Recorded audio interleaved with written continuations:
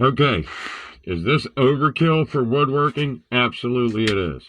But this is a VR to Maccabeus over there at Maccabeus Everyday Survival, and a VR to Anthony over there at Palmetto Prepared. Again, this is overkill for woodworking. But what this is my Survive Air. Hold on a second. My Survive Air respirator. Can I flip it back around right now? Nope. Pause. See? Survive Air respirator. Now, I'm not storing it like this. Normally, I'm just setting it down for a moment. But as Anthony said, the way he had it, where this part would be on your front there, that is how I store it. Normally, I'm just moving it out of the way. I got that in a barter with Maccabeus. Got some other things too. I'll be showing those later on, but right now that's what I want to show. Again, is that overkill? Yes, it is.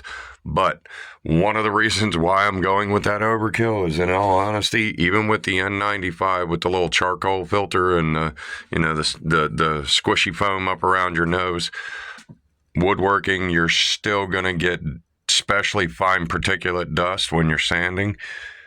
That being said, one, yes, it's overkill, but it'll do the trick. Two, if you got them, show them, y'all. What you worried about? Now, let's go to this. I posted pictures on Instagram, but the pictures don't do it justice. If you look, yeah, kind of smooth in there. I've taken this up to 180. I am going to I believe I'm going to run it up to about 300 and then be done with it. Give it a oil bath or a wax bath where it just sits in the wax and soaks up some wax for a while. That's the Spalted Maple. Its twin is right there. Literally split from this half of it. The cool part about that piece up there is this branch extends like all the way through it. This was another branch. That's that Topo look I was telling you about. And put the brand right in there. That's the Spalted Maple, and this is just, fruit bowl or serving dish if you're doing charcuterie or something. I don't know. I mean, I really don't know about charcuterie and stuff other than the fact that people like it. This is a bit more shallow, and again, these are both live edge pieces. You can see it. You can see it there. That's live edge. Got the brand there. Same thing. I'm going to take this up to about a 280, 300. And now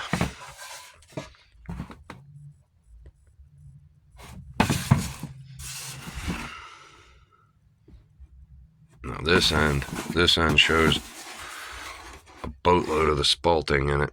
If you see all that darker color that looks inky, that really is that's the wood. That's the spalting in the wood.